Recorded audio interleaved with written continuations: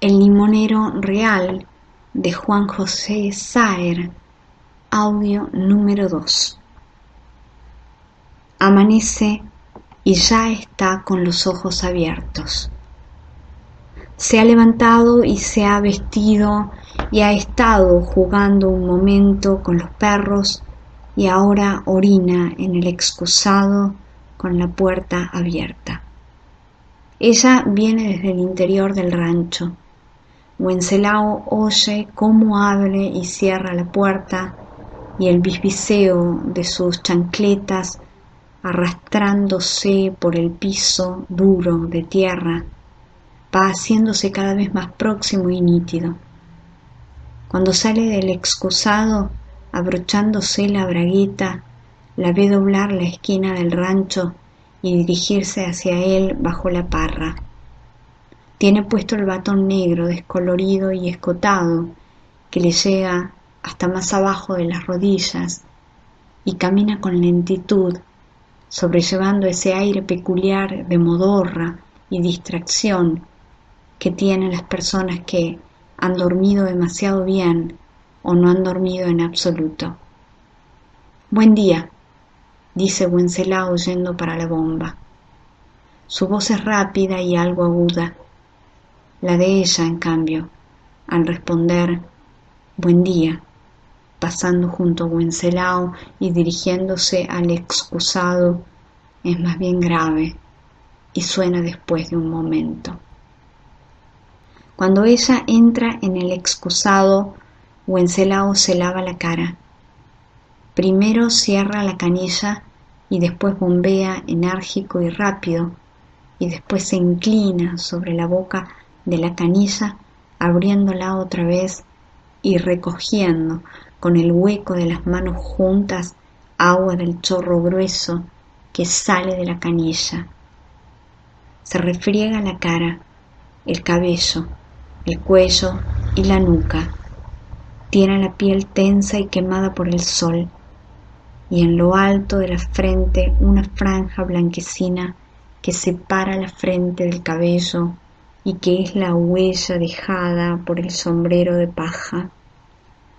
Wenceslao se moja una y otra vez la cara y después con los ojos cerrados cierra tanteando la canilla y se da vuelta, los brazos extendidos para no tocarse la ropa con las manos mojadas, aunque en el pantalón, a la altura del muslo derecho, ha quedado una gran mancha húmeda. Tanteando con los ojos cerrados, Wenceslao se dirige hacia la pared del rancho y saca una toalla que cuelga de un clavo entre un espejito redondo con un marco rojo de plástico y una repisa de madera repleta de potes, frascos y peines. Wenceslao se seca la cara y la nuca y después se peina mirándose en el espejo. Tiene los ojos chicos, oscuros y brillantes, la piel áspera y reseca, llena de arruguitas, sobre todo alrededor de los ojos y en la frente. De la base de la nariz parten dos líneas simétricas, curvas, hundidas, que llegan hasta la comisura de los labios y separan la boca de las mejillas rasuradas. El negro tumba por fin el tarro lleno de pescado podrido y se sobresalta haciéndose a un lado. Wenceslao lo espanta, simulando que va a correr hacia él, pero limitándose a golpear el suelo con la planta del pie. El negro desaparece detrás del rancho, adelante, rápido. Ella sale del excusado y se dirige a la bomba. Wenceslao va atrás de ella y cuando ella abre la canilla y se inclina al chorro débil de agua que sale por la boca, Wenceslao comienza a bombear. El chorro de agua se hace más denso, es blanco, árido y opaco ahora, y las partículas transparentes en que se deshace al chocar contra sus manos brillan en los primeros rayos del sol que atraviesan el cielo horizontales y destellan en las hojas de los árboles y en las gotas que se deslizan por la piel flácida de su cuello. Voy a ir a saludar a Rogelio esta mañana, dice Wenceslao sin dejar de bombear. Ella se pasa la yema de los dedos mojados por los párpados y después toma un trago de agua. Se yergue, mirando a Wenceslao mientras hace un largo buche con el agua. Wenceslao deja de bombear y se queda mirándola. Ella se da vuelta y escupe el agua. Llévale unos limones, dice, yendo hacia la pared y recogiendo la toalla. Se seca despacio. Eso pensaba, dice Wenceslao. Y unas brevas, dice ella. Si le llevo brevas, dice Wenceslao, y tienen gente en la casa, no van a alcanzar para nadie. Rosa me pidió brevas, dice ella. Pasadas las fiestas, dice Wenceslao, cuando estén solos otra vez, les llevamos brevas, cosa que puedan probarlas. Pasadas las fiestas no hay más brevas, dice ella. Bueno, dice Wenceslao. Mira la cara redonda, la piel oscura y llena de arrugas. Los ojos han ido achicándose desde que él murió, y ahora parecen dos heridas rectas y cortas a medio cicatrizar. Ahora parecen no destellar más que cuando, por momentos, la certidumbre y no el simple recuerdo de que él murió, la arrasan, provocándole una desesperación súbita, análoga a la locura. Pero ahora parecen no solo destellar, parecen incluso ciegos y no existir. Es un lindo día, dice Wenceslao mirándola inmóvil. Sí, dice ella. Comienza a peinarse el cabello áspero y negro, sin una cana. Se ha dado vuelta para mirarse en el espejo. Wenceslao mira su espalda ancha y cómo la mano oscura sube y baja por el gran peine negro que hace chasquear el cabello. Antes de volverse y caminar en dirección a adelante, Wenceslao hace un gesto casi imperceptible en su cara arrugada y reseca. Saca de la cocina adelante un brasero de hierro negro, redondo y de 3 patas, y lo deja cerca del paraíso. Trae ramas secas de la cocina que apila con lentitud y cuidado sobre unos papeles que hay en el interior del brasero, y después se enciende un fósforo y acerca el extremo de la llama a los papeles. Después que el papel comienza a arder, deja caer el fósforo entre las llamas que vacilan y empiezan a despedir una columna débil de humo por el respiradero que Wenceslao ha dejado en la cima de la pila de leña. Cuando las llamas empiezan a crecer, la columnita de humo disminuye y Wenceslao se vuelve y va a llenar con agua de la bomba una pava manchada de hollín y llena de abolladuras que saca de la cocina. Ella está todavía peinándose.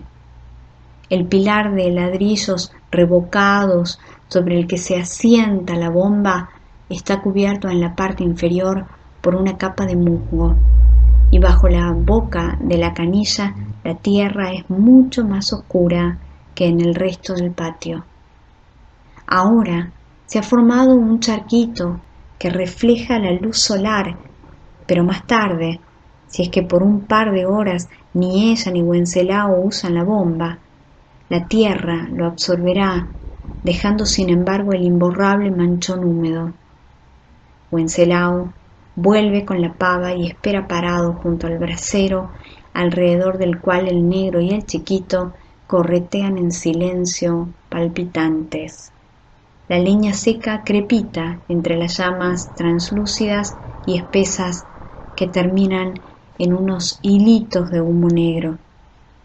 El paraíso proyecta una sombra inmóvil, llena de perforaciones luminosas, y la sombra de Wenceslao, detenido con la pava en la mano cerca del brasero, se extiende paralela a la de este, rematada en franjas negras y ondulantes que se angostan y se ensanchan, se retuercen, se extienden o se contraen y a veces se cortan y separándose de la sombra del brasero permanecen una fracción de segundo proyectadas sobre la tierra dura antes de desaparecer. Cuando las llamas disminuyen, Wenceslao coloca la pava sobre los dos hierros negros que cruzan la boca redonda del brasero y va a la cocina a preparar el mate. Ella viene de atrás. Se ha recogido el pelo en un rodete trabajoso ceñido sobre la cima de la cabeza. Trae una caja de lata y unas camisas y unas medias, y cuando Wenceslao sale de la cocina trayendo el mate y la bombilla y una silla de paja medio desfondada y la deja al lado de la mesa, ella deja la caja y la ropa sobre la mesa junto al mate y la bombilla que Wenceslao ha depositado en la mesa antes de volverse en dirección a la cocina y se sienta, abriendo la caja de lata y sacando una almohadilla de paño naranja llena de agujas de acero, unas madejas de hilo, un dedal y un mate reluciente que nunca ha sido usado más que para zurcir. Wenceslao vuelve de la cocina trayendo otra silla a la rastra, de modo que las patas dejan sobre la tierra una doble huella tortuosa, superficial. Wenceslao deja la silla al costado de ella, de frente al paraíso, y vuelve a buscar la pava que ha comenzado a chillar y a lanzar un chorro de vapor grisáceo por el pico. Wenceslao se sienta y prepara el mate. Ella está hilvanando una franja negra de 5 centímetros de largo en el borde superior del bolsillo de una camisa. Pierden el color y manchan la camisa, dice. Creo que el agua se me ha hervido, dice Wenceslao sin mirarla, inclinado hacia la boca del mate. No puedo andar cosiéndolas todo el día, dice ella. Wenceslao le alcanza el mate. Después dice ella, tenés que tener más cuidado con estas cintas. Wenceslao empieza a tomar el mate que ella ha rechazado. Ya te he dicho que ha pasado mucho tiempo del luto. Ha pasado el tiempo del luto. Ya te he dicho que ha pasado, dice. Ella sigue hilvanando la cinta negra en el borde superior del bolsillo de la camisa. ¿No querés venir conmigo a saludar a Rogelio y a tu hermana? Dice Wenceslao. Hoy no, dice ella. ¿No vas a saludar a tu hermana el fin de año? Dice Wenceslao. No, hoy no, responde ella tranquila, y después arranca con los dientes un sobrante de hilo de lilván que acaba de hacer en el borde superior del bolsillo de la camisa. Deja la camisa sobre la mesa y comienza a meter el mate en una media negra llena de agujeros.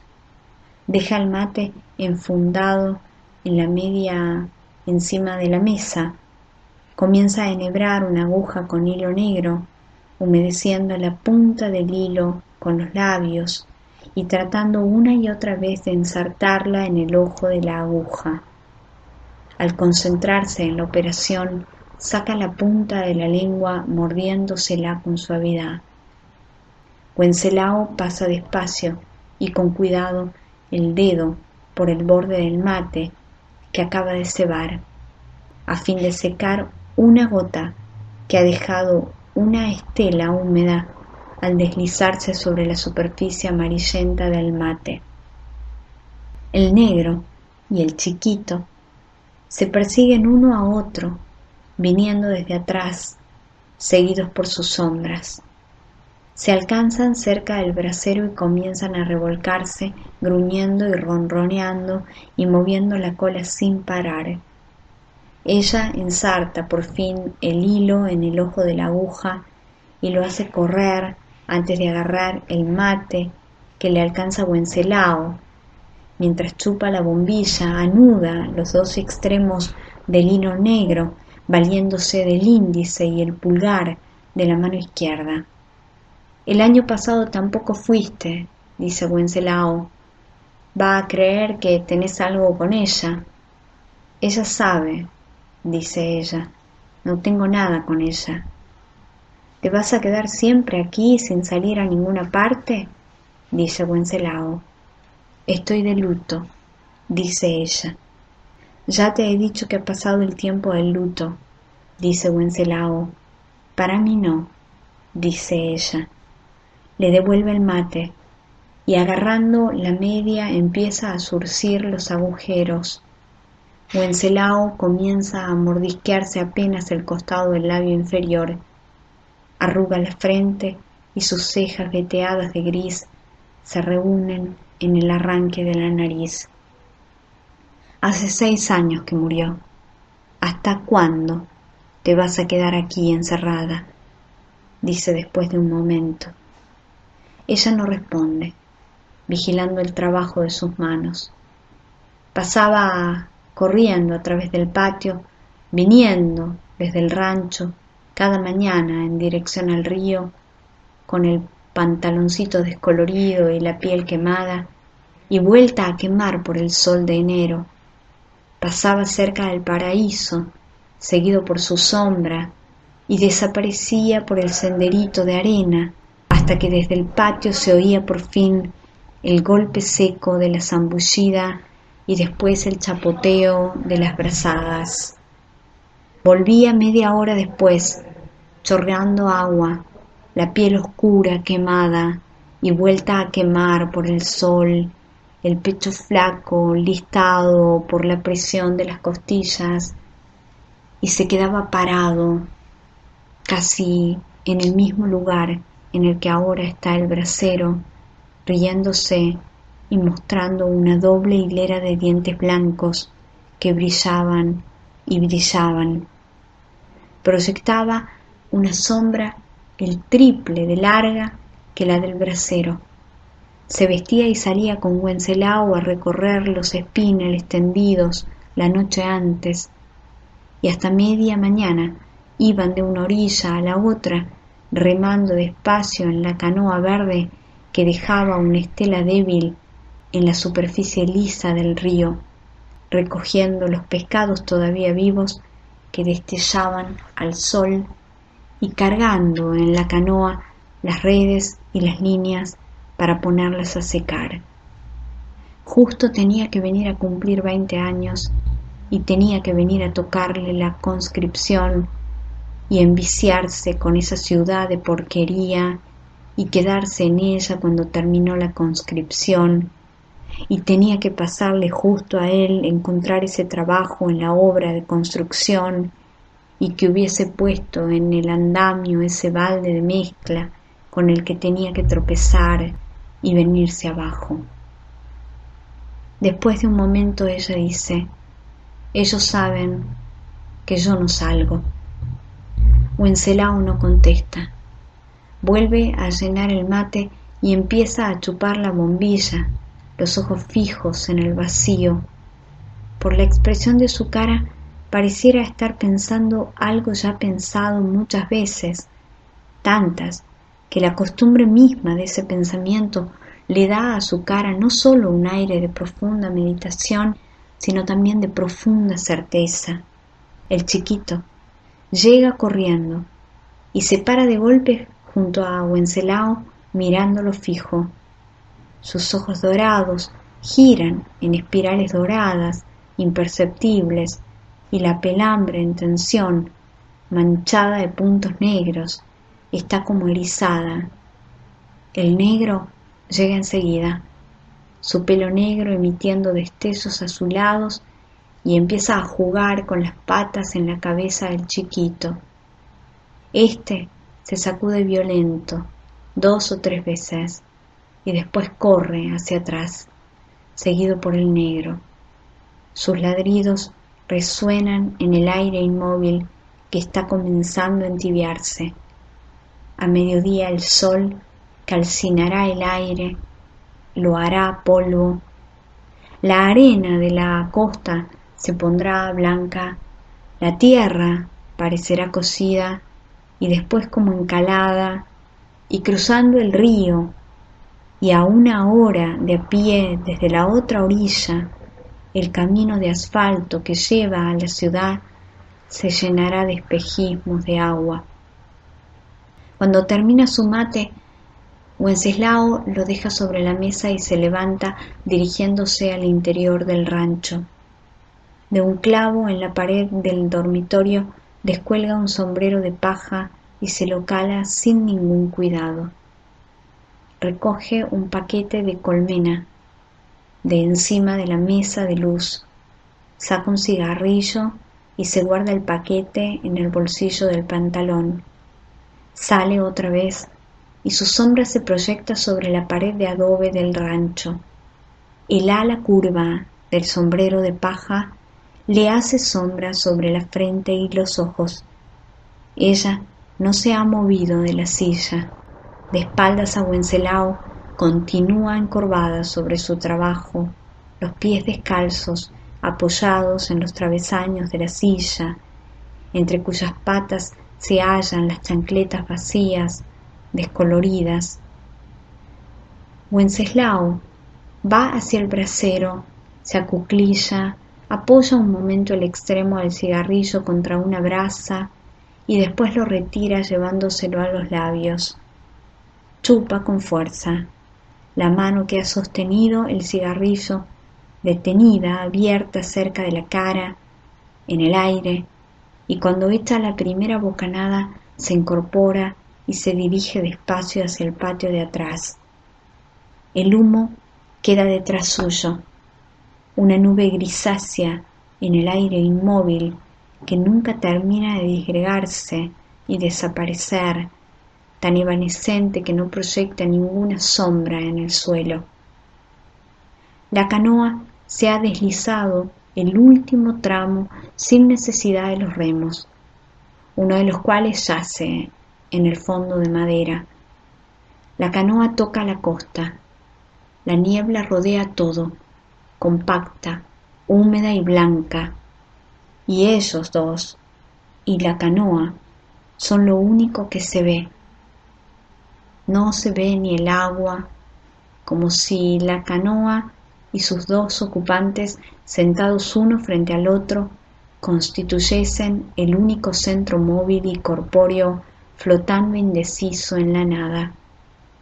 Al tocar la costa y vararse la embarcación débil, vibra y se estremece, y el hombre, sentado de espaldas a la dirección que han venido llevando, vuelve lento la cabeza cubierta por un sombrero gastado de fieltro negro.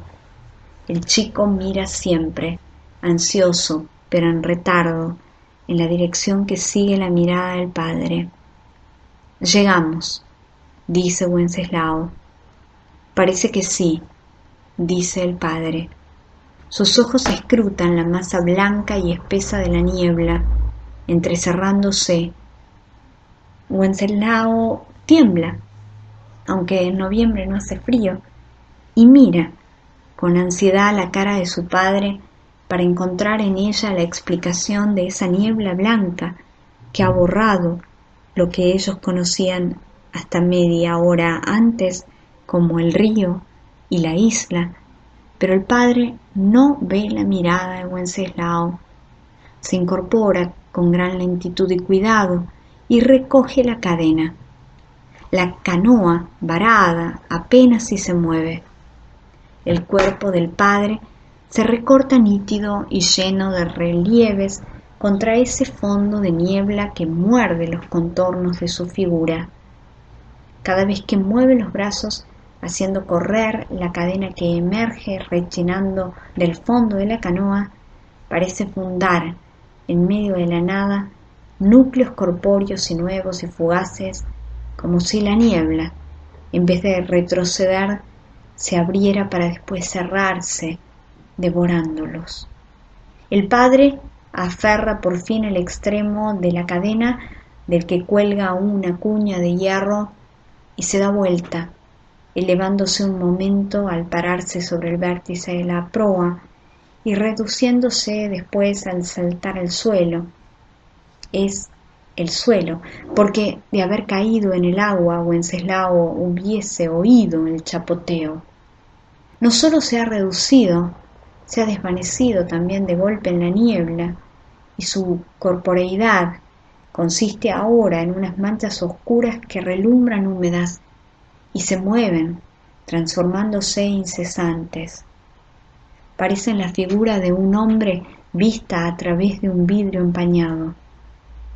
Después las manchas avanzan, adelantándose, moviéndose, atraviesan la envoltura húmeda y mordiente de la nada y cuajan otra vez después de metamorfosearse varias veces y vacilar en la figura de su padre, elevándose al pisar la proa de la canoa que se estremece un poco y reduciéndose y volviéndose patente otra vez al sentarse frente a Wenceslao. Es la mirada de su padre, cuyos ojos sonríen de un modo vago, lo que le revela a Wenceslao que no ha respirado durante varios segundos y que tiene la boca abierta y las manos crispadas, aferradas al borde del asiento de madera. «¿Qué le pasa, mi amigo?», dice el padre. «Nada», dice Wenceslao. «No tenga miedo», dice el padre. Comienza a sacar las cosas del fondo de la canoa. Está sentado con las piernas abiertas, los pantalones rotosos, empapados, y se inclina hacia adelante sacando la escopeta cubierta por una funda de lona. «Tenga», dice, dándole la escopeta a Wenceslao, que agarra la escopeta con las dos manos y después la apoya sobre sus rodillas. El padre saca un bulto envuelto en un trapo sucio y se lo entrega. «Tenga esto también», dice. «¿Cuándo va a irse esta niebla, papá?», dice Wenceslao. «Cuando suba el sol», dice el padre. «¿Estamos en la isla ya, papá?», dice Wenceslao. «Sí», dice el padre. «¿Hay siempre niebla a esta hora, papá?», dice Wenceslao. «A veces», dice el padre. «¿Viene mucha gente a la isla?», dice Wenceslao. «A esta casi nadie», dice el padre. «Si Dios quiere, en enero vamos a limpiar una parte y nos vamos a mudar aquí». El padre saca las trampas para las nutrias y un palo recto. Va poblando el reducido universo corpóreo y errátil con otros objetos que saca de la nada y que van encontrando su lugar en el sistema cerrado que constituyen. Después agarra el palo y una bolsa de lona que cuelga de su hombro y tercia sobre el pecho. Guarda el bulto envuelto en el trapo sucio y otro paquete, hecho con papeles de diario, dentro de la bolsa, y se tercia también la escopeta en sentido contrario a la bolsa. Se para, enderezándose el sombrero, y recoge el palo. Todo está húmedo, y el palo reluce sin destellar en medio de esa luz, o de esa ausencia de luz, líquida. «Vení conmigo», dice el padre. Wenceslao se para, sintiendo un ligero temblor en las piernas. El padre pisa la proa y salta a tierra. Wenceslao hace lo mismo. Ahora caminan con gran lentitud, y cuando Wenceslao mira para atrás la canoa ha desaparecido. En su lugar queda otra vez la niebla cerrada, la miríada de partículas blancas húmedas que ha devorado la masa roja de lo que ellos llamaban la canoa. Un pequeño fragmento de tierra los acompaña, un manchón amarillento, ese amarillo sucio y oscuro del humo sucio de las hojas podridas quemándose al atardecer sobre el que ellos parecen tratar de avanzar sin resultado como una plataforma que estuviese desplazándose horizontal bajo sus pies bastante rápido como para estar siempre debajo e impedirles caer en el vacío. La espalda ancha del padre, cruzada por las cintas de lona, oscila, flanqueada por la escopeta y la bolsa. El palo se balancea sostenido por su mano derecha. Hay tanto silencio, un silencio que devora rápido, como la niebla ha devorado la canoa colorada, el chasquido de sus alpargatas sobre la tierra, que en los oídos de Wenceslao resuenan todavía los chapoteos de los remos, únicos sonidos nítidos y persistentes, la caída regular en un río invisible de un par de remos rojos comidos hasta la mitad por la niebla. El padre se para y mira a su alrededor como si estuviera tratando de orientarse. Wenceslao también se para, mirando la cara de su padre, el bigote negro copioso, agolpado sobre el labio superior y cayendo achinado sobre las comisuras, la frente limitada por el sombrero negro. El padre observa la masa compacta de niebla que de vez en cuando despide destellos plateados, opacos, como tratando de conjurarla con la mirada y hacerla retroceder. No le responden más que la quietud y el silencio. Ahora no parece ni que se hubiesen levantado, hubiesen tomado el desayuno magro, dejando a la madre y a los chicos durmiendo en el rancho, y hubiesen atravesado lentos el río en la oscuridad, un río todavía visible, aunque negro, y hubiesen penetrado en la niebla, y la más inescrutable oscuridad era toda la vida mejor que eso.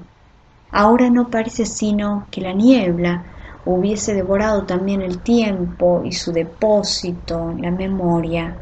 El padre trata de horadar con la mirada en la pared compacta de partículas blancas, como si esperara leer en la niebla un significado escrito en ella, el significado de la niebla misma, o el que la niebla oculta y ellos han venido a buscar, el significado de la razón que han tenido para venir a buscarlo. Un momento, dice el padre, un momentito. Avanza unos pasos y la figura pierde primero todos sus relieves antes de perder su nitidez. Otra vez son unos manchones oscuros, vagos y destellantes que ondulan, se agrandan y se achican como organismos vivos, envueltos en capas cada vez más densas de partículas húmedas que se arremolinan a su alrededor. Vení, Layo, dice el padre.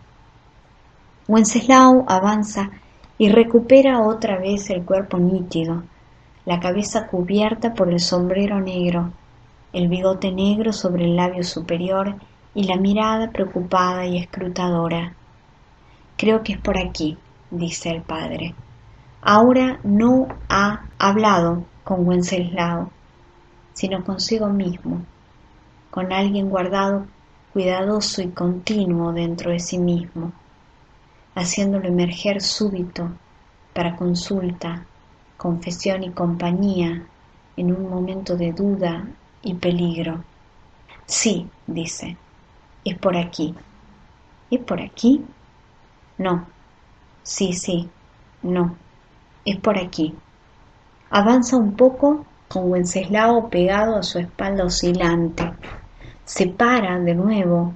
Vuelve apenas la cabeza como si no habiendo podido descubrir nada escrito en la niebla, esperara escuchar ahora algún sonido proveniente de ella.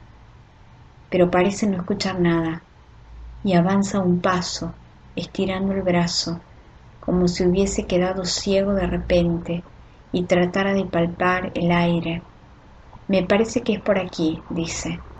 Las rodillas de Wenceslao tiemblan, y ya ni siquiera escucha el hasta unos minutos antes obstinado y persistente susurro rítmico de los remos. Sí, dice el padre, debe ser por aquí. Avanza más, y Wenceslao lo sigue. La plataforma amarillenta continúa debajo de ellos, imprecisa, irregular. El padre se para de un modo brusco, echando la cabeza hacia atrás y alzando la mano hacia la cara. Una rama, dice. Se da vuelta. Están de frente uno al otro y casi se tocan. En la sien derecha el padre tiene una mancha roja que brilla húmeda. Se toca la herida con los dedos. Algo me rozó, dice. Se mira las yemas de los dedos manchadas de rojo. Extiende el palo a Wenceslao, que lo agarra, mirándolo mudo y pálido, y sacando un pañuelo rotoso del bolsillo trasero del pantalón, trata de secarse la sangre de la herida.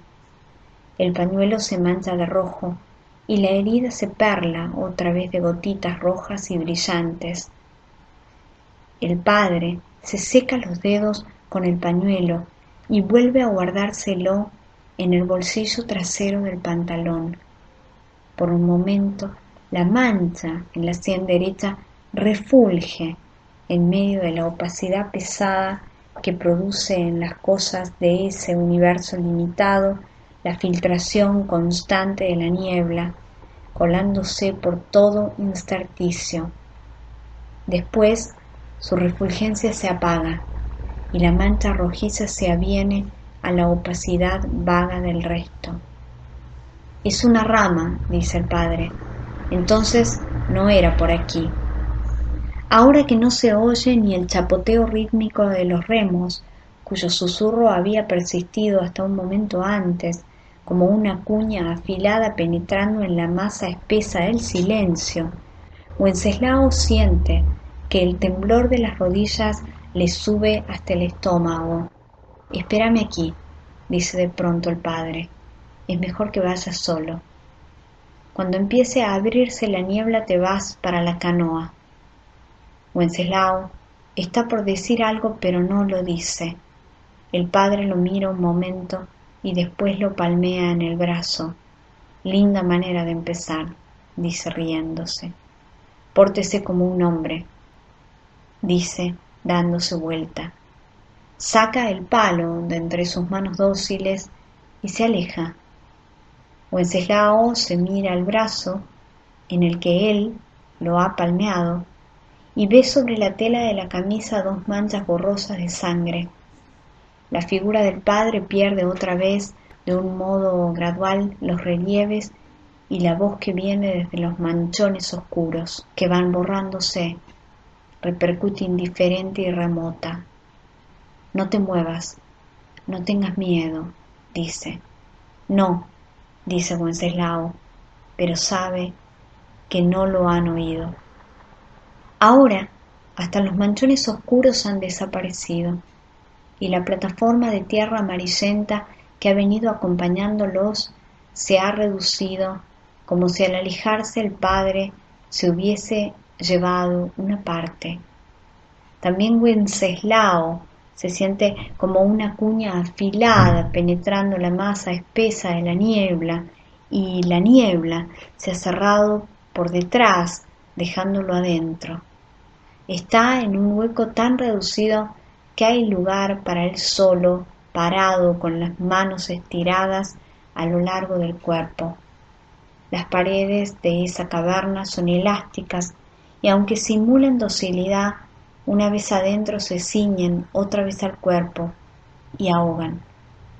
Wenceslao se queda inmóvil, tratando de escuchar otra vez el chapoteo de los remos, pero lo ha perdido del todo. Los contornos de la niebla, mordientes, y el movimiento giran puliendo y apagando los sonidos en su memoria, y el yacaré y la serpiente de la isla salen del letargo ancestral, poniéndose en movimiento en una costa barrosa y desierta. Prestando atención, puede oírse algo que no es ni un sonido ni una voz, sino más bien un rumor, el de la piel acerada por el tiempo, deslizándose y dejando su huella imborrable en el barro virgen, y después la inmersión lenta, susurrante de los cuerpos cuyos ojos giran en espiral, resumando eternidad en el río de aguas intactas tostadas por un sol joven. Los cuerpos salen del agua relucientes, la serpiente larga de la isla repta tranquila, el vientre blanco deslizándose con facilidad sobre el barro primigenio y el dorso trabajado con infinita minucia en arabescos rojos y verdes intrincados, lentos, estrechos, entrecruzados, como una escritura en la que estuviese expresada la finalidad del tiempo y la materia de que está hecho. El yacaré muestra su dorso lleno de anfractuosidades verdosas, un verde pétreo, insoportable, planetario, en el que la escritura se ha borrado, o en el que una nueva escritura sin significado, o con un significado que es imposible entender, se ha superpuesto al plácido mensaje original, impidiendo su lectura. Se deslizan lentos sobre la costa, los ojos amodorrados por el letargo, y penetran en la zona de niebla tan húmeda y adherente que el dorso del yacaré parece ahora cubierto por una pátina de musgo putrefacto, y los arabescos de la serpiente pierden su color, se deslavan y parecen un paciente tejido mineral de carbón y plata.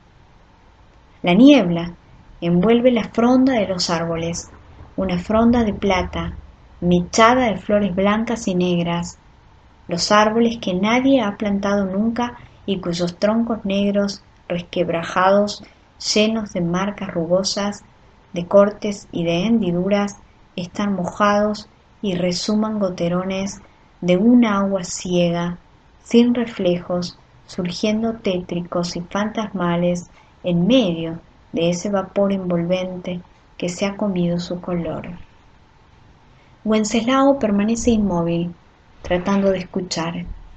Dentro de la niebla parece una larva en el interior de un capullo apretado, ocupando un hueco que apenas contiene el tamaño de su cuerpo.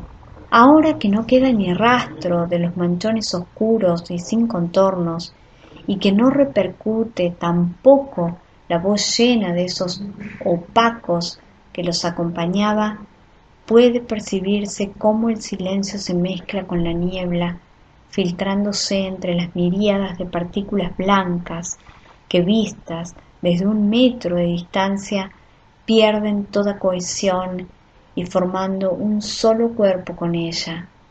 Wenceslao mira la plataforma estrecha de tierra amarillenta y arrastra los pies sobre ella para oír el chasquido de las alpargatas arañar el silencio liso.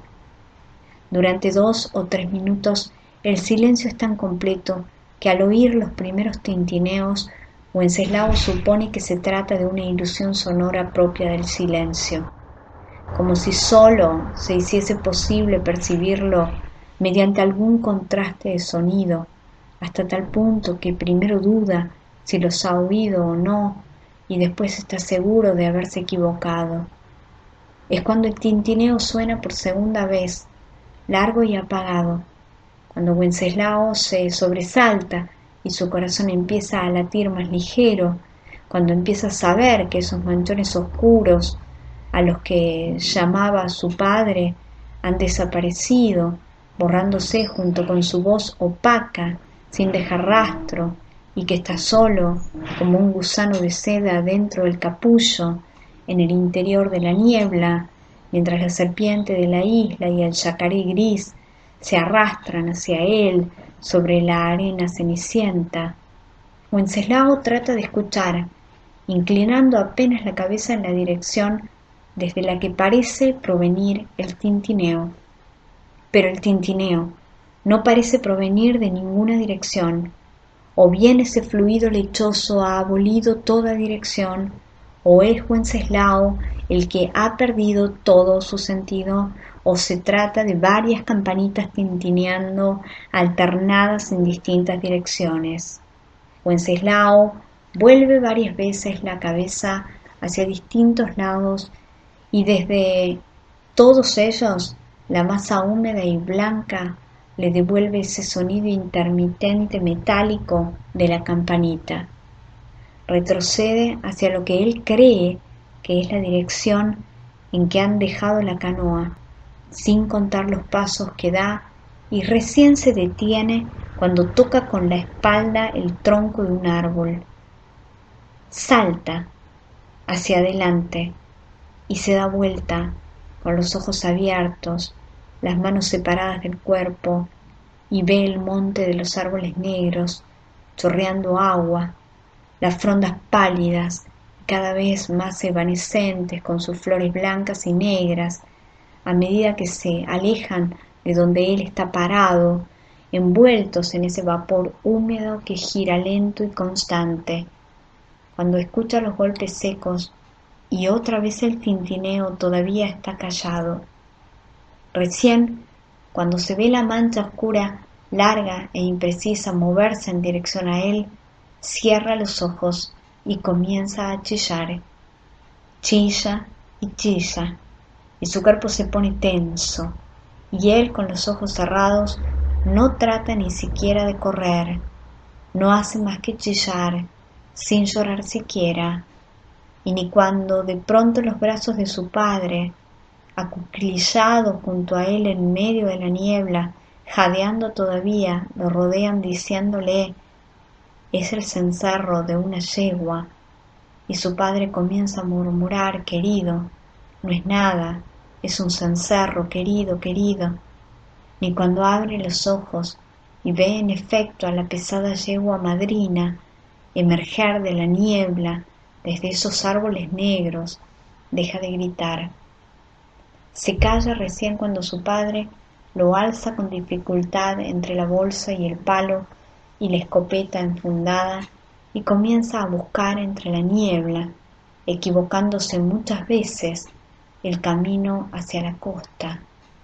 Después el padre lo pone en el suelo y Wenceslao comienza a caminar detrás de él, en silencio, con los ojos todavía demasiado abiertos por el terror, contemplando la espalda oscilante de su padre, mientras éste escruta el torbellino de partículas húmedas y blancas, buscando, tratando de encontrar, sin lograrlo, durante un rato, acompañados por el chasquido de las alpargatas sobre la tierra amarillenta y el tintineo cada vez más espaciado y lejano de la yegua madrina, el sitio donde el agua chapotea monótona contra el costado de la canoa colorada.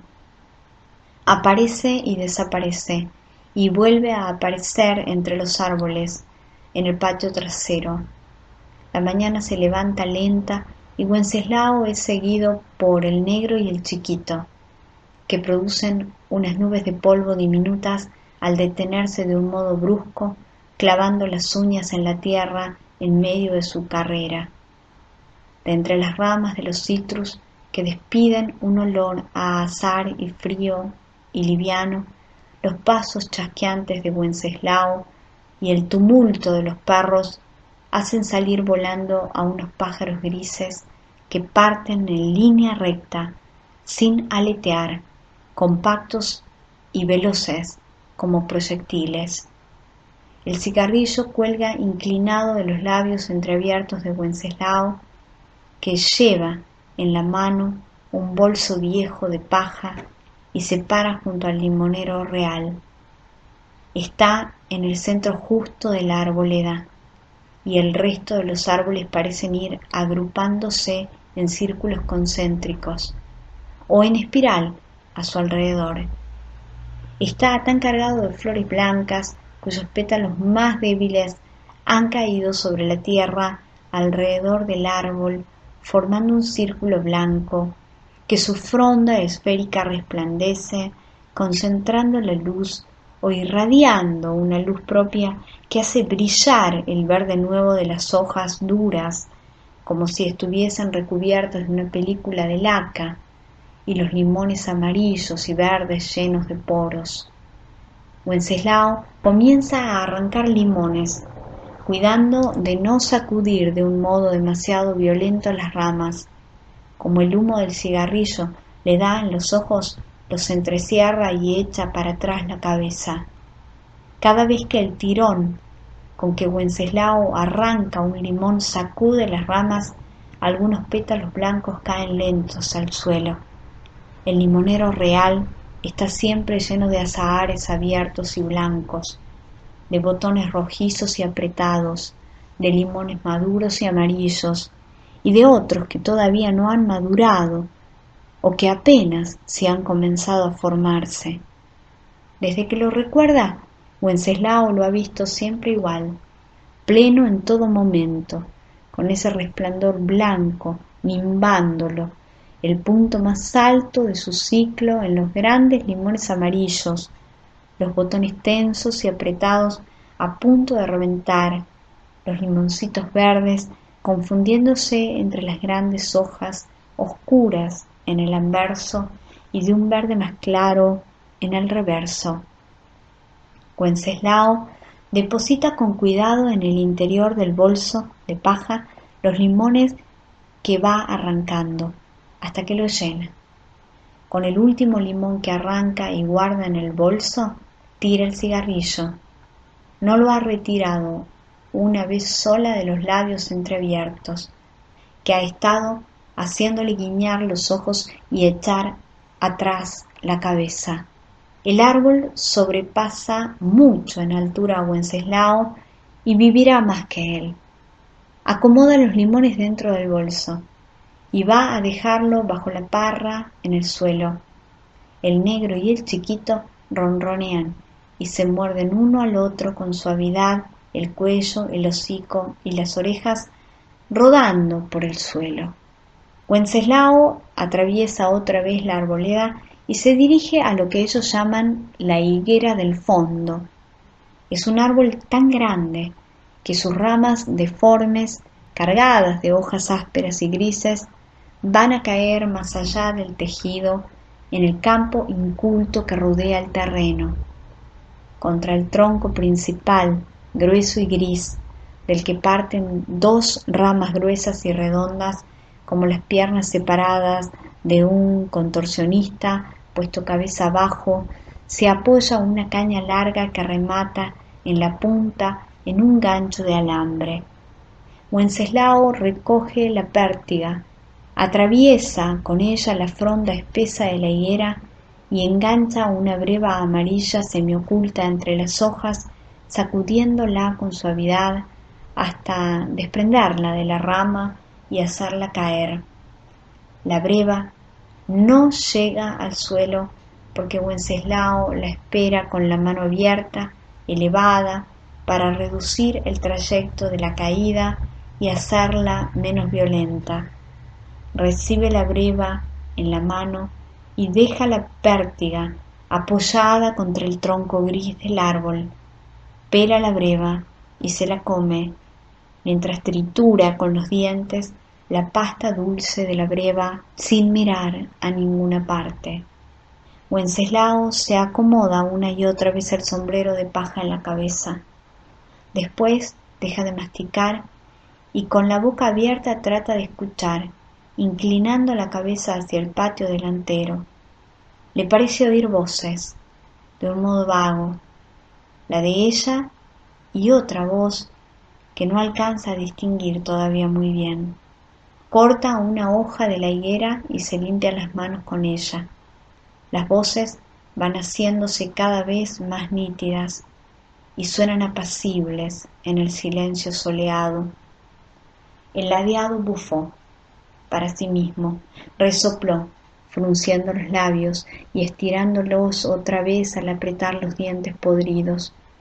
Su sombra flaca y torcida se proyectaba sobre la canoa y se torcía más todavía al quebrarse sobre el borde de la canoa y continuar proyectándose en el río. Estaba parado en el centro de la canoa y hundía la pala del remo en el fondo del río para acabar de alcanzar la orilla. La superficie del río estaba tan quieta que al deslizarse la canoa amarilla dejaba una especie de huella, una estela de surcos paralelos, que apenas si se ensanchaba y que no terminaba nunca de borrarse. Hasta la sombra ladeada del tripulante parecía dejar huella. El ladeado parpadeaba de un modo continuo debido a los efectos del sol, parpadeaba con un ritmo furioso. Se abandonaba al parpadeo para no distraerse de su controversia. Al hundir en el agua la pala del remo, presionar con ella en el lecho barroso del río y darle envión, sacando después el remo, el ladeado efectuaba una serie de movimientos con el cuerpo, movimientos a los que la costumbre había terminado por otorgarles una armonía propia. En esa armonía, el esfuerzo constante por mantener el equilibrio no producía ninguna disonancia. «Tío», me va a decir, dijo el ladeado. Cuando la fuerza de su pensamiento era demasiado violenta, el ladeado recurría a la palabra para disminuir la presión.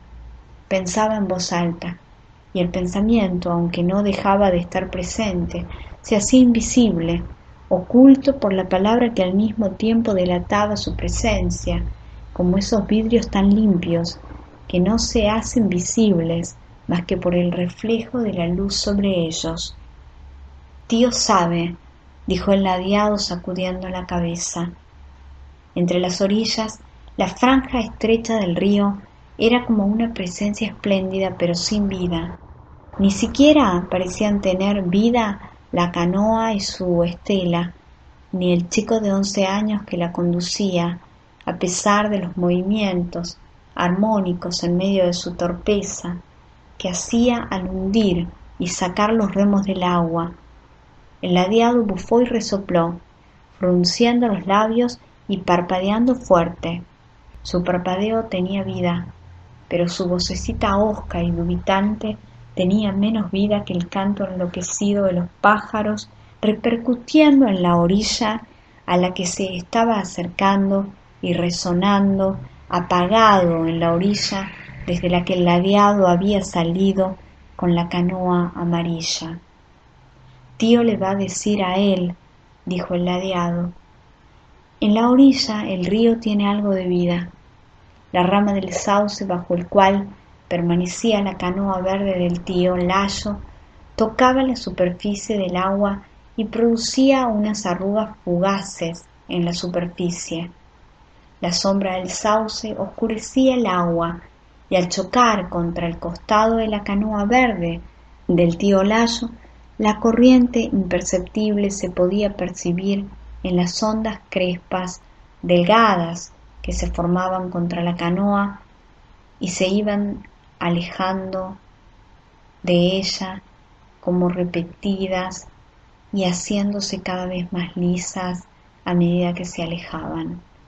El ladeado estuvo dando impulso a la canoa con el remo único hasta que la proa chocó contra la orilla y empezó a oscilar con suavidad como un péndulo, con la proa fija contra la orilla.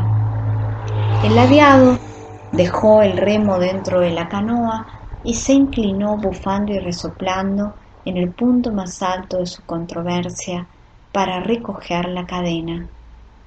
Si el remo había tenido 2 veces su estatura, la cadena tenía 3 veces su longitud. El ladeado saltó de la canoa a la orilla arenosa llevando la cadena y clavó la cuña de hierro cerca del tronco del sauce inclinado hacia el río. La canoa amarilla, a diferencia de la canoa verde que estaba cubierta por la fronda fina del sauce, apenas se aprovechaba una parte de la sombra. El ladeado fruncía las cejas espesas y los labios oscuros para resoplar sin oír el canto de los pájaros. Pegó un último tirón a la cadena trayendo la canoa más hacia la orilla y se incorporó, el cuerpito torcido hacia la derecha, la cabeza tiesa y medio inclinada hacia el hombro derecho. De esa manera, el brazo izquierdo parecía más corto. Comenzó a subir por la pendiente suave de la barranca, el costado derecho del cuerpo echado un poco hacia adelante para mantener mejor el equilibrio. Su sombrita torcida lo precedía. El senderito de arena que se abría en la cima de la barranca, tortuoso y amarillento, conducía a la casa del tío Layo, deslizándose entre unos espinillos raquíticos que se agolpaban a sus costados. Las alpargatas rotosas del ladeado, agrisadas por la pérdida de color, dejaban unas huellas profundas sobre la arena. La controversia decrecía a medida que avanzaba por el sendero de arena y el ladeado frunció mucho más las cejas negras ahora que la ausencia de la palabra había instalado otra vez el pensamiento en el centro de su mente, haciéndolo visible. Cuando dobló la última curva suave del senderito de arena, estuvo por fin frente a la puerta de alambre. En el fondo podía verse el frente del rancho y más chico el de la cocina, unida al rancho por el techo angosto de troncos y paja. Detrás del rancho asomaban inmóviles y compactas las copas de los árboles más altos que llenaban de sombra el patio trasero. Y por delante del rancho, en el centro del patio delantero, ella, cosiendo junto a la mesa, bajo la sombra del paraíso. El ladeado abrió con trabajo la puerta de madera y, tejido y cerrándola detrás suyo, penetró en el patio. Se quedó parado junto a la puerta mirándola. Permaneció así un momento sin parpadear. Verla sentada bajo el paraíso le había borrado de la mente todo pensamiento. Nada más que ella parecía ser visible. Ni el paraíso, ni la mesa, ni el rancho, ni el pensamiento. El ladeado parpadeó recién cuando ella alzó la cabeza y lo vio. «Entra, Agustín», dijo ella. El ladeado avanzó. Ella volvió a inclinar la cabeza sobre la costura, sonriendo con una dulzura distraída. «Buen día», dijo. «Buen día», dijo el ladeado. Ella hilvanaba una franja negra en el borde superior del bolsillo de una camisa del tío Layo. Ella le preguntó por su papá y su mamá. «Dice el tío Rogelio que tiene unos pescados para ahora al mediodía», dice el ladeado. «Tu tío estaba por ir», dijo ella. Suspiró. El ladeado parpadeó varias veces, mirándola, pero ella no parecía ahora saber que él estaba ahí. Parecía no saber ella misma que estaba ahí, que estaba en otra parte, no se sabía en dónde. «¿El tío está?», dijo el ladeado. «Está atrás», dijo ella, sin siquiera mirarlo y sin sonreír. El ladeado se sentó apocado. Su cuerpo torcido parecía mucho más torcido todavía en la silla.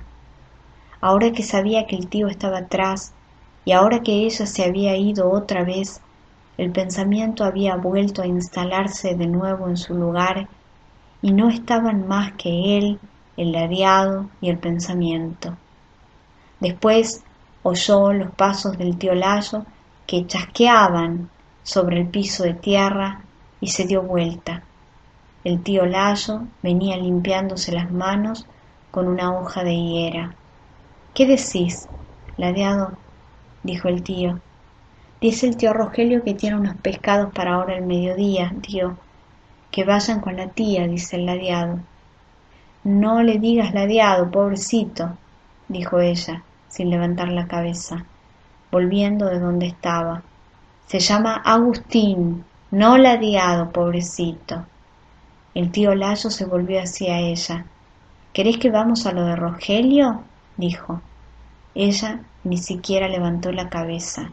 «No», dijo, «hoy no». El tío Layo suspiró. «Vamos, ladeado, vení, vámonos», dijo. La canoa amarilla va dejando una estela suave detrás suyo, una estela que va ensanchándose a medida que se aleja de la canoa. El filo de la proa corta despacio el agua que parece estar formada por dos capas de materia y textura y hasta dirección diferentes, una capa tensa, cristalina, una película rígida extendida sobre la superficie, inmóvil, y debajo una turbulenta e informe masa de agua marrón en movimiento espurio y perpetuo. Los ojos del ladeado parpadean durante un rato largo bajo las cejas fruncidas y espesas, y después lo miran fijo y sin parpadear. Tío, dice. Wenceslao sacude la cabeza, pero los ojos fijos del ladeado no lo ven. Tío, vuelve a decir, ¿le va a decir que me mande? Seguro que sí, dice Wenceslao. Están sentados uno frente al otro. Wenceslao, que rema de espaldas a la dirección que lleva la canoa. Ve, por lo tanto, por encima de la cabeza del ladeado, cómo la orilla de la isla se aleja de ellos, gradual. Los árboles, bajo cuya sombra había estado un rato antes recogiendo higos y limones, se han convertido en una masa verde que se confunde con la gran mancha verde de la isla. Pero todavía no es una mancha verde, sino una maraña intrincada de árboles, de arbustos y pastos y árboles, con las barrancas de tierra clara yéndose a pique sobre el río y el descenso amarillo de la playa inclinándose hacia el agua. Mi papá dice que no, dice el ladeado. Dice que no voy a servir para eso ni para tampoco trabajar. Él dice nomás, dice Wenceslao. ¿Acaso no te han mandado buscarme? Has cruzado solo el río con la canoa. Eso es un trabajo. Pero mi papá dice que traigo mala suerte, dice el ladeado. Dice que nací torcido y que traigo mala suerte. Cosas del borracho de tu padre, se ríe Wenceslao. ¿De dónde sacó eso? Me ve y sacude la cabeza. Y se pone a quejarse, dice el ladeado. Wenceslao, se ríe. Qué bruto, dice. El ladeado frunce las cejas y resopla, parpadeando muchas veces al hablar. El tío Rogelio dice que le va a decir que tiene que mandarme. ¿Usted también le va a decir, tío? Claro que sí, dice Wenceslao riéndose. ¿En serio, tío? Wenceslao deja de reírse. Mira al ladeado en la cara. Palabra de honor que le voy a decir, dice Wenceslao. El ladeado mira cómo uno de los remos amarillos entra y sale del agua. El pensamiento está en él, desnudo, complejo y trabajoso. Estira los labios y muestra los dientes podridos, y después habla sin dejar de mirar el remo amarillo que entra en el agua y sale de ella, levantando un tumulto líquido de una transparencia verdosa. Tío, dice, ¿traigo mala suerte? No, querido, dice Wenceslao. Dice mi papá que después que yo nací, a él le empezó la mala suerte y se puso a tomar vino. Dice que de lástima nomás no me tiró al río. Tu viejo es un desgraciado, dice Wenceslao. ¿Qué te va a tirar al río? Lo dice nomás por embromar. Dice que lo echaron de la arrocera cuando yo nací y que mis hermanas se fueron para la ciudad y se perdieron. Dice que gracias al Chacho y al segundo la familia va a progresar. Si mis hermanas se perdieron, si él me manda, después que yo termine, puedo ir a la ciudad y buscarlas. Pero si traigo mala suerte, capaz que me pierdo yo también. Ya le vamos a decir a tu papá que te mande, así después podés ir a buscar a tus hermanas, dice Wenceslao. El ladeado sigue mirando el remo amarillo y parpadea sin parar, con los labios fruncidos. Wenceslao hace avanzar la canoa amarilla que se desliza por la superficie del río sin ningún balanceo. El ruido espeso de los remos cayendo sobre el agua y barriéndola por debajo de la superficie acompaña los pensamientos de Wenceslao. Las manos permanecen agarradas a los puños redondos de los remos amarillos, hacen presión hacia abajo y por la madera de los remos pasa una corriente de energía animal que hace surgir las paletas del agua. Las manos van hacia atrás del cuerpo, agarradas a los puños amarillos, y los remos avanzan a ras del agua sin tocarla, hasta que las manos ceden y la corriente de energía animal suspendida deja caer los remos al agua, hasta que las manos vuelven a su punto de partida, haciendo que la corriente de fuerza animal que han transmitido a los remos amarillos luche bajo la superficie, concentrada en la punta de la paleta contra la fuerza del agua. De esa manera, la canoa avanza dejando en el agua una estela fina que se ensancha y después desaparece, y alborotando con los remos el agua que forma un penacho verdoso y transparente en la superficie, salpicando el casco amarillo. No se detiene nunca, porque el impulso de la sangre vence por un momento la resistencia del agua y le da tiempo para prepararse de nuevo, mientras la canoa avanza para dar el próximo envión. A veces pareciera que entre cada palada de los remos no pasa nada, y que la canoa quede inmóvil y suspendida sobre el agua, hasta que la corriente de la sangre la impulsa otra vez, sacándola de su perfecta inmovilidad. Como la llovizna cae desde hace por lo menos una semana, el aire, el cielo y el agua son grises relumbrantes y recortan nítidos en el borde de la playa unos árboles mutilados y negros. La canoa verde deja una estela en el agua gris y las islas que bordean el agua se sumergen como por estratos horizontales y graduales en la masa ondulante de la llovizna. La llovizna es tan leve que ni siquiera perturba la superficie plateada del agua, que vista de cerca revela una turbulencia parda por debajo de esa apariencia de argéntea impasibilidad. Wenceslao rema despacio, manteniendo un ritmo que parece descompuesto en fragmentos, y ella permanece inmóvil y silenciosa, sentada enfrente suyo, con una arpillera en la cabeza para defenderse de la lluvia.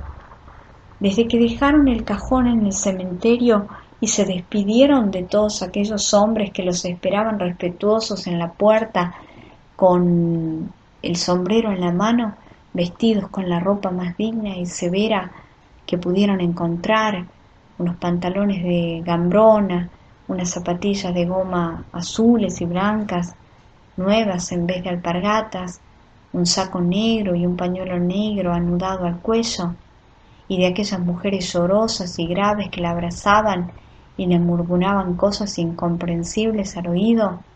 Desde que dejaron atrás el murmullo de las voces en la casa de Rogelio Mesa, ella no ha dicho ni una sola palabra, ni tampoco ha llorado. Se ha limitado a moverse con gestos mecánicos, ausentes, y a dejar que su vestido negro centellee en los contornos de su figura a la argéntea y húmeda luz de julio. Wenceslao, mientras rema, la mira de vez en cuando, preguntándose si alguna vez le perdonará el simple hecho de estar vivo.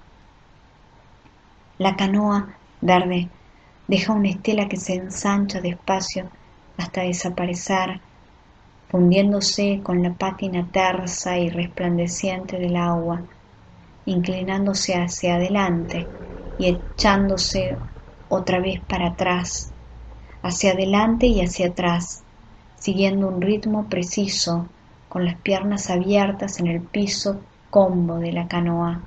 Wenceslao observa por momentos la cara oscura y grave, preguntándose qué hará ella, cómo se comportará en la próxima hora, al día siguiente, el año próximo.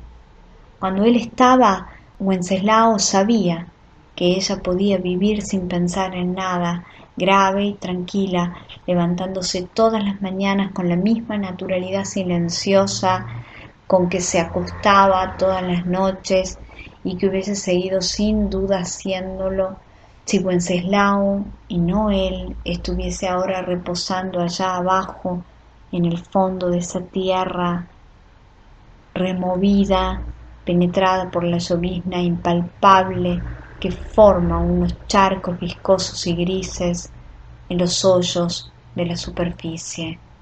Ahora no sabe más quién es ella y mira la cara oscura sin alcanzar a reconocerla del todo,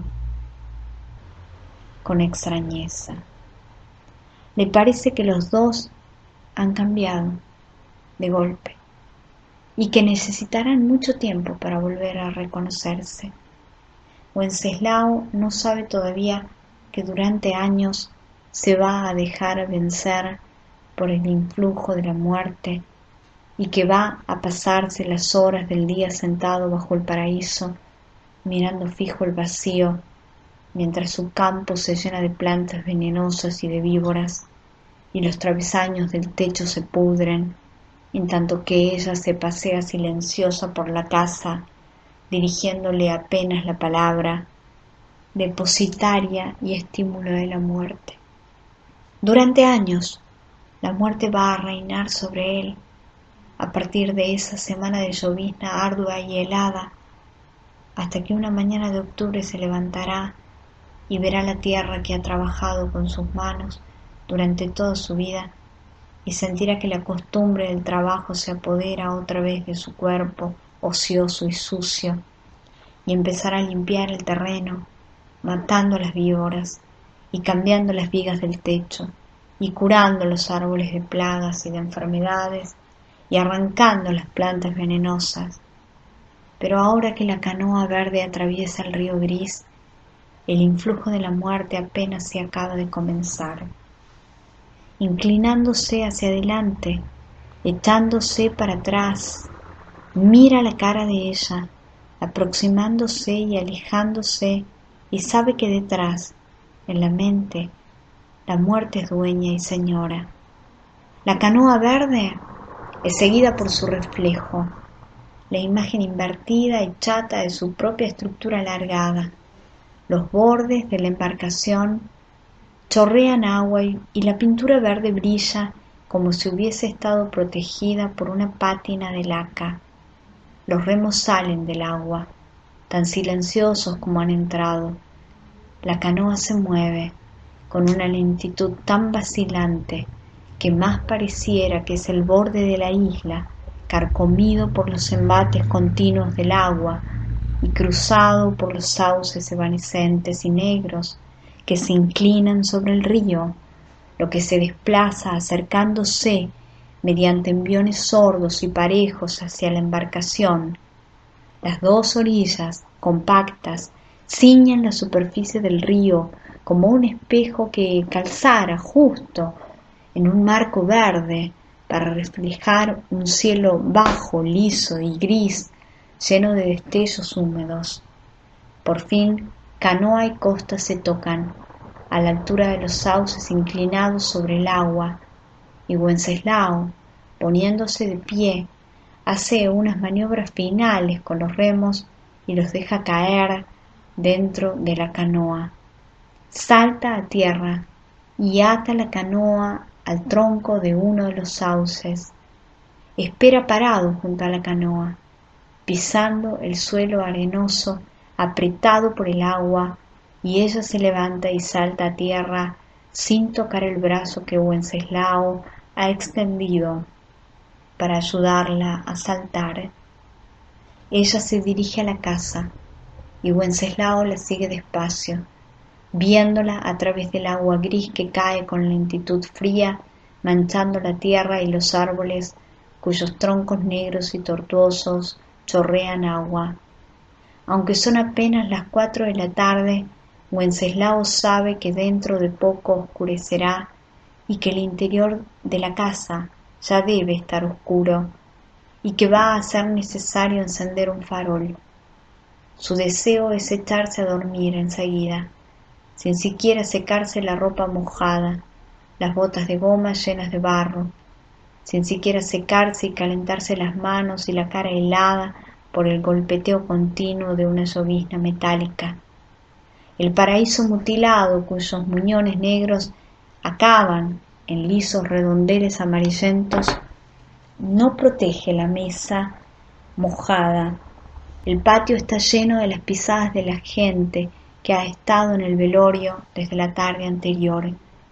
Ella pasa al lado del paraíso y la mesa, dejando huellas nuevas con sus zapatos negros sobre las deformes huellas entreveradas del patio. Los perros no salen ni a recibirlos. Deben estar vagando por la isla, junto con los caballos que Wenceslao ha soltado el día anterior. 3 días más tarde sabrá que uno de los caballos ha metido la pata en un pozo y se la ha quebrado, rodando por el suelo y quedando echado en la maleza, loco de dolor, mientras que entre los dientes blancos le fluyen olas de espuma azul. Morirá solo, y Wenceslao lo encontrará al tercer día, rodeado por los perros que lo han mirado agonizar, sentados sobre sus cuartos traseros. Wenceslao ni lo lamentará. Durante semanas el olor de la muerte llegará hasta el rancho en hálitos periódicos y de noche se escuchará un rumor que es el de la muerte. Los perros despedazarán el cadáver con mordiscos secos y trabajosos y se irán volviendo cimarrones día tras día, hasta que vagarán por las islas con el pelo enredado y sucio, los ojos amarillos y húmedos, brillando feroces, y una espuma de muerte fletándoles alrededor de una lengua rosada. Pero Wenceslao no percibirá nada de eso en su extrañeza. Durante semanas, meses, años, se estará sentado a la puerta del rancho o al lado de la mesa baja del paraíso, preguntándose a cada momento qué es esa isla, qué son los árboles, quién es esa mujer que vive silenciosa bajo su mismo techo y que no habla más que cuando está sola, envuelta en esos sempiternos batanes negros que a la vuelta de los días se ponen más y más descoloridos. La mirada rebotará como ciega por el lugar familiar y de golpe desconocido. Se quedará horas sentado en una silla baja, medio desfondada, el mate frío sobre la tapa invertida de la pava puesta en el suelo, entre los pies abiertos, sin pestañear, un punto del vacío sacudiendo de vez en cuando la cabeza de un modo débil. Los perros se asomarán a veces entre la maleza que llenara los patios, mirando a Wenceslao con sus ojos torvos, amarillos, alimentados de muerte y regresión, y acabarán comiéndose entre ellos en los pantanos de la isla. Las botas embarradas de Wenceslao imprimen sus huellas sobre las que ella acaba de dejar mientras atraviesa el patio hacia la puerta de madera del rancho. Ella está sacándose la arpillera de la cabeza cuando Wenceslao llega junto a la puerta del rancho y abre el candado, empujando la hoja que al abrirse deja ver la penumbra del interior. Wenceslao le da paso y el vestido negro relumbra por última vez a la luz metálica del día gris antes de volverse opaco, sumergiéndose en la penumbra fría del interior y desapareciendo en ella. Wenceslao entra a su vez y cierra la puerta, y en la penumbra busca el farol y lo enciende. La luz primero vacila, rojiza, echando un humo negro, pringoso, tiembla. Después la llama crece de un modo desmedido, superfluo, y Wenceslao la regula con la llave redonda y niquelada hasta que la llama se pone sólida, firme y blanca, con destellos verdosos intermitentes, expandiendo en el recinto sombrío una esfera pálida de claridad manchada por la enorme sombra de Wenceslao que se proyecta sobre la pared y parte del techo. Cuando atraviesa la cortina de cretona en el extremo del tabique que separa el comedor del dormitorio, la cortina que queda sacudiéndose y temblando durante un momento, ve en la penumbra fría que ella se ha sentado en el borde de la cama, el dorso de una mano en la palma de la otra sobre la falda, el vestido negro, evanecido en la creciente oscuridad. ¿Vas a acostarte?, dice Wenceslao. Sí, dice ella sin mirarlo. Por primera vez en años, Wenceslao no sabe cómo tratarla. Ya es demasiado viejo como para que pueda volver a aprenderlo alguna vez. La muerte ha servido para demostrar, primero de todo, que ellos, a pesar del conocimiento ocasional y del afecto ocasional y de las cópulas ocasionales entre las cuales procrearon, no dejaron nunca de ser desconocidos. Wenceslao no sabe qué otra cosa decir y sale. Atraviesa otra vez, después de atravesar otra vez la cortina de cretona descolorida que no ha dejado de sacudirse del todo y que al volver a pasar Wenceslao se sacude con un tumulto otra vez violento, la esfera de claridad pálida proyectando su sombra en la pared y en el techo, y se asoma a la puerta. El agua fina y fría lava incansable el tronco negro del paraíso que destella.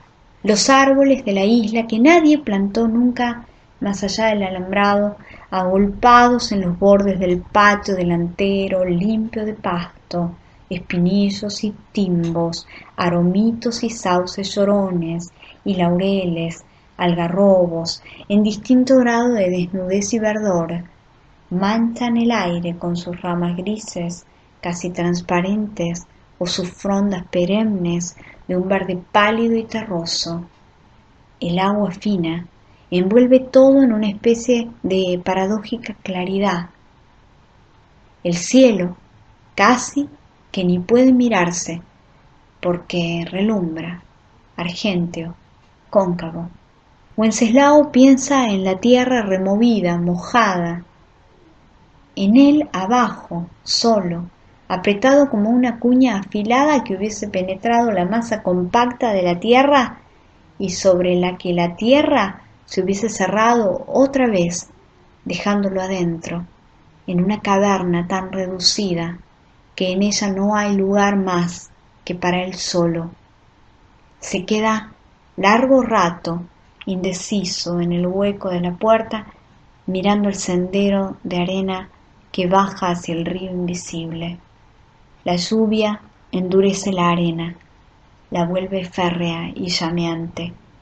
Después se sienta a la mesa del comedor, en medio de la esfera de claridad, y apoya la mejilla en la palma de la mano, hasta que es noche cerrada, y los perros, en los pantanos, echando espuma y husmeándose con ferocidad unos a otros, comienzan a aullar.